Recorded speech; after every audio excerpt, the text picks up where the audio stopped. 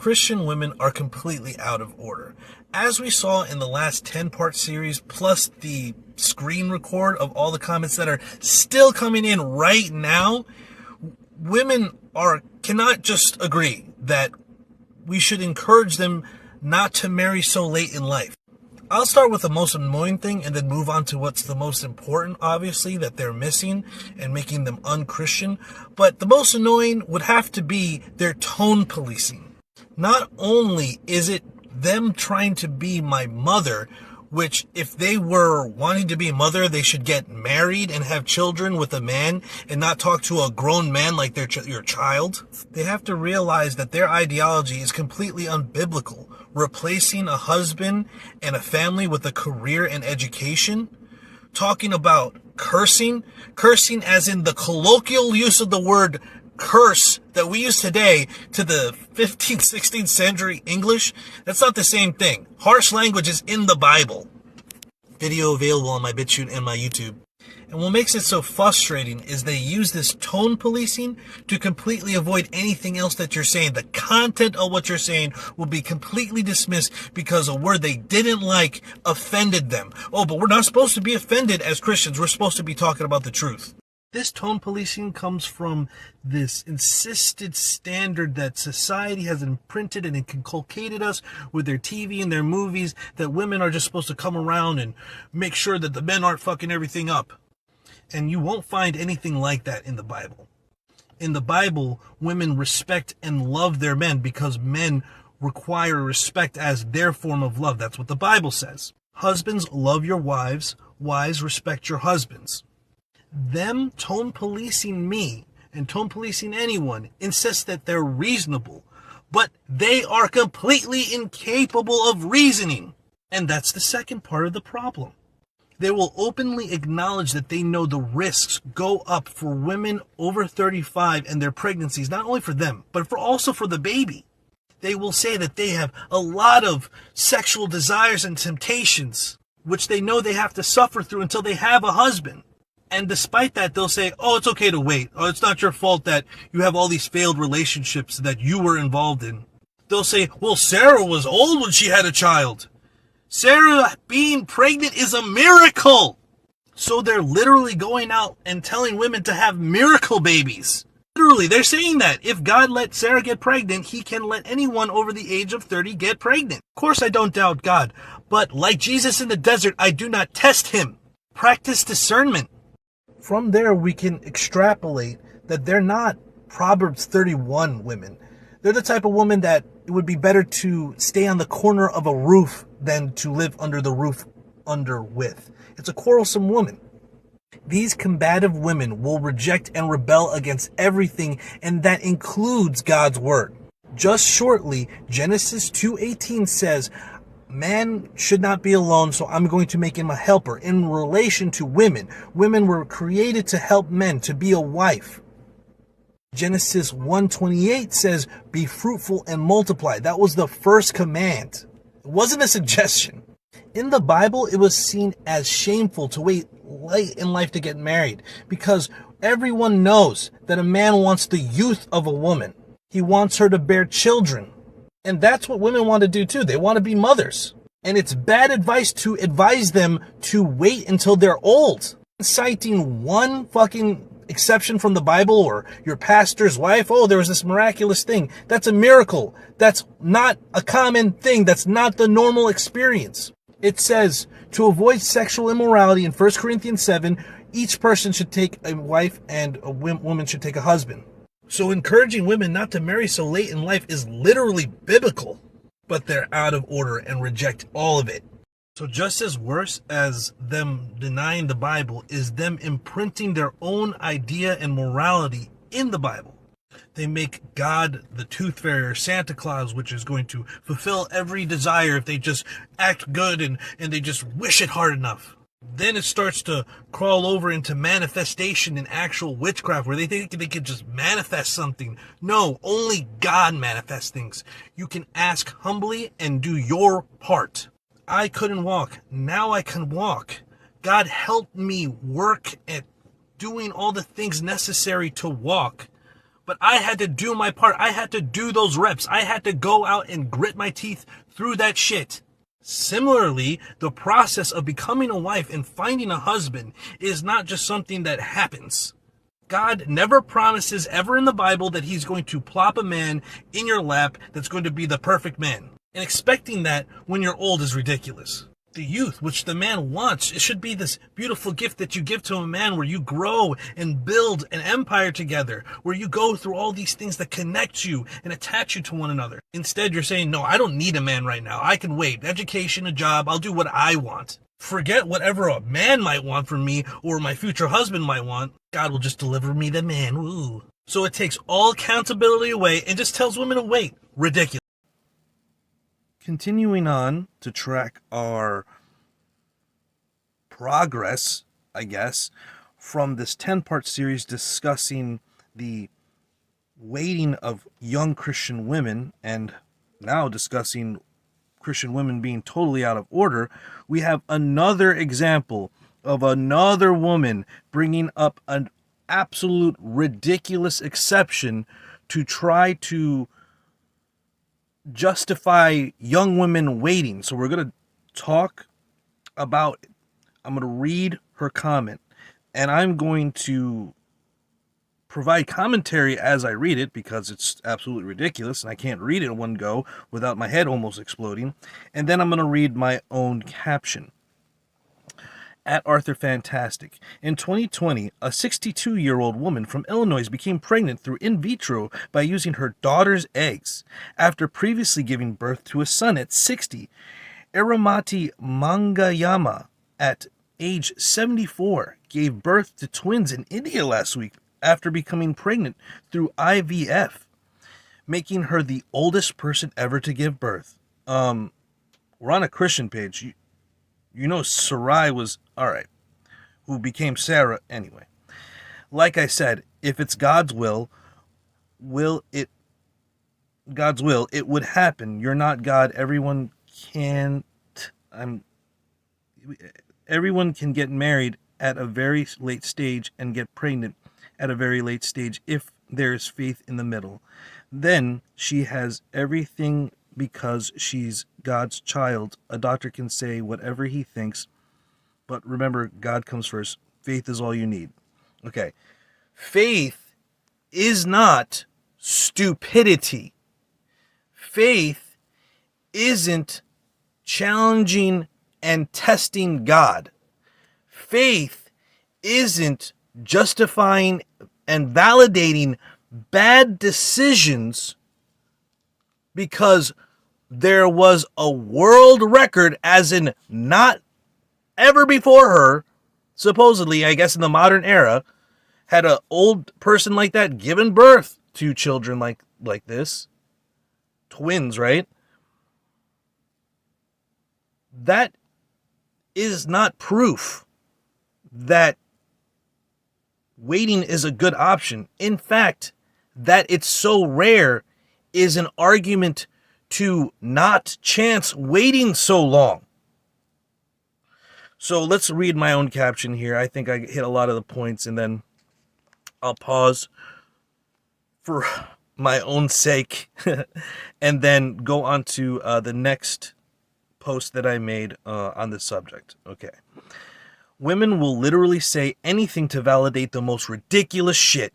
This is another woman who has acknowledged the risk to women with geriatric pregnancy and to the baby. So not only is the woman in danger when having this late life pregnancy, the child is at risk.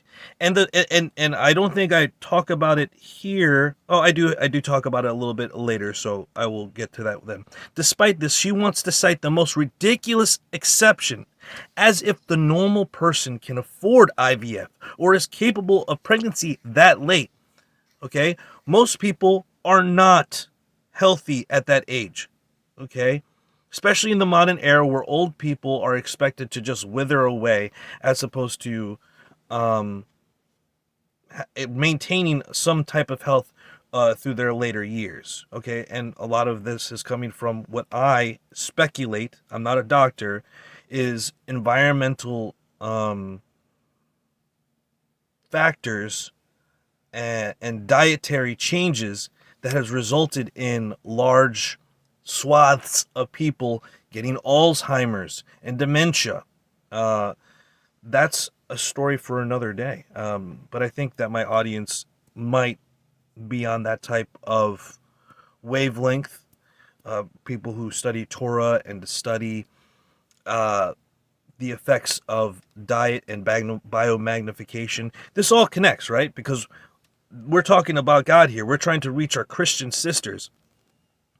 This is all a response to the comment that we should, quote, encourage women not to marry so late in life, end quote. Seriously, stop testing God. If you know the risks and refuse to make appropriate adjustments to avoid those risks because, quote, God will take care of it, end quote, then you are testing him. Even Jesus refused to test God in Matthew 4:7. Okay? So, women struggle with getting pregnant after 30. And for every miraculous birth, there are many more stillbirths, which have, by the way, shot up after a certain pulled jab off the market, if you know what I'm talking about.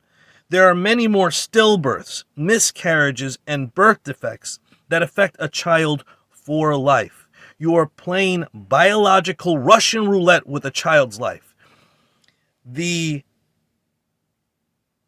this is what the conditions that I wanted to talk about are. Not only is stillbirths, miscarriages, a way, way higher outcome with these late, how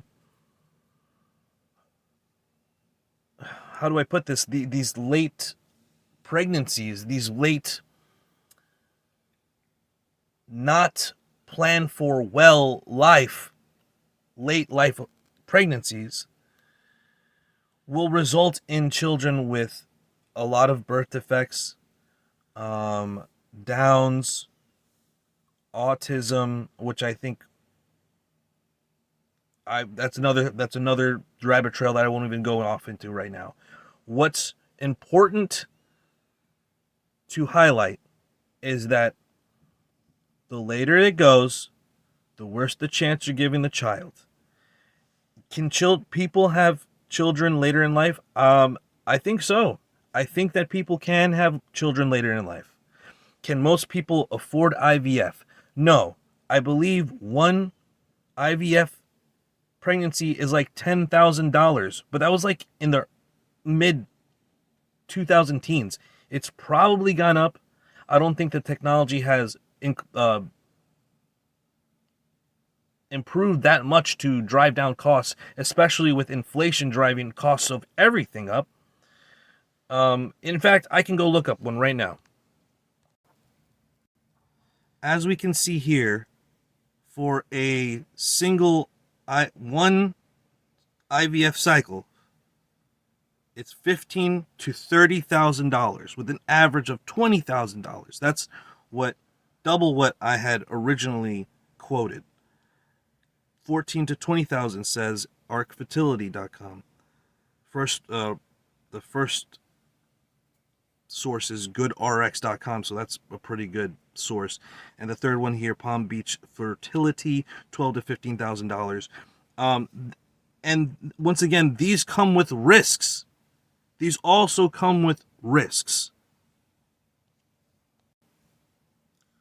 So in addition to the insane cost and possible side effects to your body through the IVF and the terrible outcomes, which are more likely at this later stage in life, she wants to use this exception and then say, oh, well, God. When is it on you then?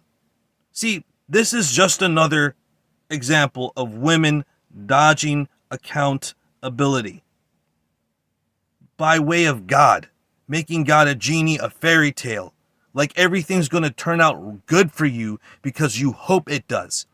You can't manifest. God gives what he gives. He's not going to make you a Virgin Mary either. You got to get a husband. You got to get a man. And now women are like, oh, well, you can be pregnant at 74. What? Similarly, women of 35 are highly unlikely to get married. Many societies call unmarried women in their late 20s leftovers. But this incredulity that anything is possible,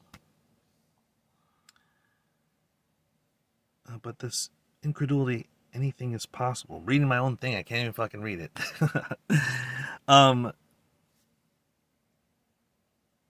Insisting that anything is possible doesn't necessarily speak for God.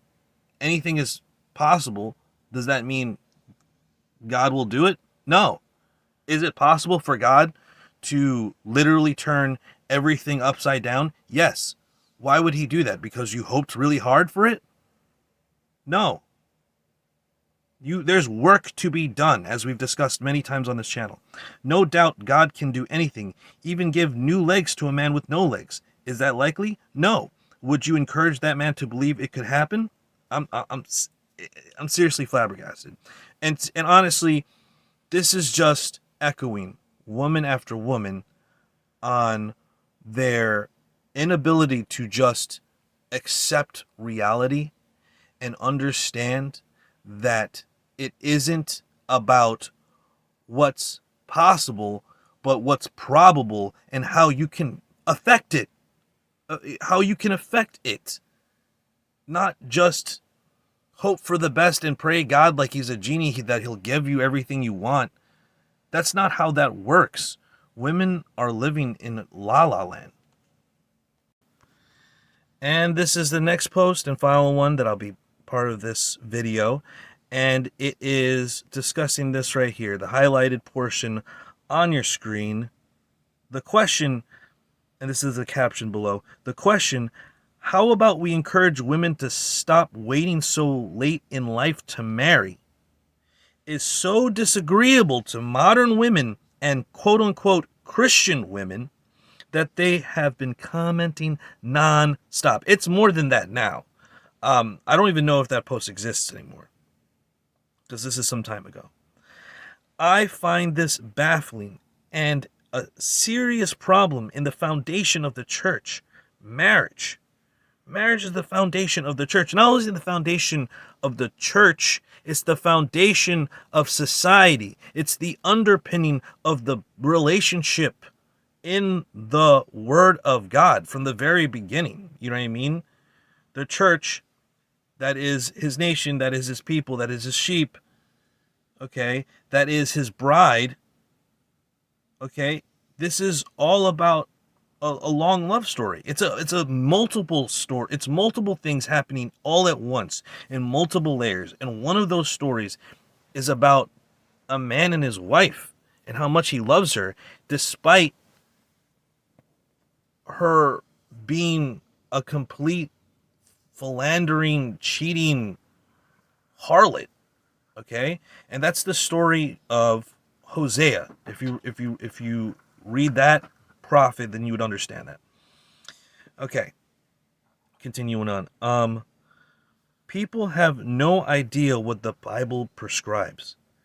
The faith is about accountability, acknowledging your sin and your inability to save yourself, and accepting Yahushua HaMashiach, Jesus Christ, as your Lord and Savior. These women make it about ignoring all the signs, warnings, risks, and taking all accountability away from women. It's all on God, and indirectly men. It's all up to God, but that doesn't take your role in your life. You are accountable for your actions. And as you can see, people are still using ridiculous exceptions to try to prove something. Exceptions don't make the rule. They literally prove it. The best way I can describe all of this is just insanity, but it's widespread. And I'm like the only of like 133 comments here, right? But it's more now. I'm the only one defending this standpoint, to not wait until you're, what does it say here, 62, 62, 60, 70. Like, it's okay to wait that long. It's okay to wait that long because you have a chance of being a world record breaker. What? Think about this, everyone. Think about this. The argument here is because a 74-year-old broke the world record, you can too. What? That's assuming that you live tomorrow. That's assuming that you live that long. That's assuming a lot. Who are you to know that? It is up to God, and it's His prerogative when your life ends, and when it begins, and when it ends. And you're just taking for granted not only every opportunity you have every day, not only everything that men do for you in your life, not only the taking for granted, or at least not taking serious, the duty given to a woman in the Bible. As a Christian woman, you have a duty and a responsibility. And what these Christian women want to do, quote unquote Christian, they want to take accountability away from the woman and say, oh, just wait, you'll see what happens. God will plop it in your lap. As I spoke about in the previous video, where you can see kind of like the thumbnail right above, let me get this right here.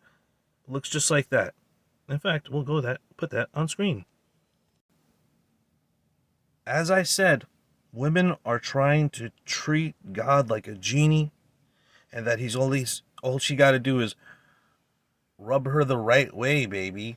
You're a genie in a bottle, baby. And it's just so friggin' ridiculous, because the woman in the previous video that I have circled on screen, all the women in the comments will all agree, and did, because I would just ask them directly, and to the admission of the woman in the video she discusses, having sexual desires. Every single one of them will admit to having them, will admit to wanting a husband, but none of them are talking about the work they have to do to be a wife, to be found by a husband, to even present themselves to a man to be a wife, as in Ruth, where Ruth presents herself to Boaz and begs him to redeem her. Okay? This isn't anything like what Christian women are doing today. They're just waiting. They're just telling other women to wait. And they're telling each other about 74-year-old women that got IVF, which is like $20 for one cycle. Who knows how many cycles she had to go through before she was actually pregnant,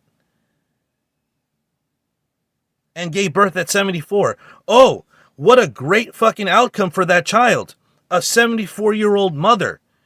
How old's the father? How long will they be around to raise the child? Is he the first? I mean, wait, I'm sorry, it's twins, right? Are they the first children? Will it be just two children without any parents or family in like a couple years? Because she lives in India. The health system isn't as great as it is over here. Obviously, she has enough money to get IVF in India, so who knows? But that's not a great outcome for the child. It's selfish. Waiting. You give your youth to the world. You not only give, at a 74, not only given your youth, you've given your entire fucking life to the world, and now you want to raise a child? Now you want to raise a child. These women, they want to be mothers, but they want to be mothers to other people and tell them what to do and what they can do, but they won't find a man to submit to, have authority over them, to cover them, and raise a child under the values of the Bible, because they're not in the values of the Bible. They're living in rebellion. They're living out of order. Christian women are out of order. Thank y'all for watching this all the way through. Thank you for supporting. Give us a like, comment, subscribe if you like this content. Obviously, you see more on screen. We'll have more videos coming up on other subjects that, see, this is locked. I haven't, that's on private. Wow, you guys just got a super in-depth look behind the scenes. But we obviously have videos on other single women, single Christian women. We do a live stream every week, so check that out every Sunday or Saturday night. So day of, like, during the day of the first day of the week, or during the evening preceding it, which would be the first day of the biblical week, because the biblical week begins with an evening and ends at sunset the following day. So I appreciate all the support. Stay up, stay vigilant, stay alert, stay locked and loaded. Shalom, shalom. Peace.